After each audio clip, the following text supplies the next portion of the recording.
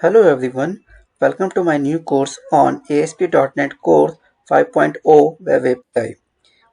At the end of this course, we will be able to develop the RESTful Web API with ASP.NET Core, how we can consume APIs in the Angular application, and we will be learning a lot more about ASP.NET Core framework. Right. And during this course, what topics we are going to cover?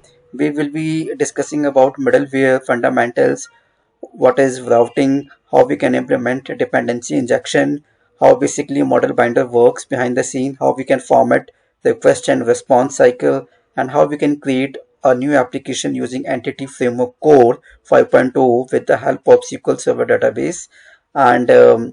And also we will be looking into that how we can implement identity core using login and sign up page with JWT token, right?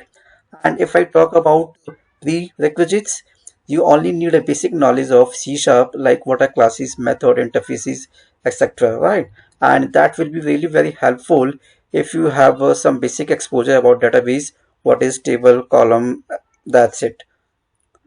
Right. And let's start our this new journey on ASP.NET Web API.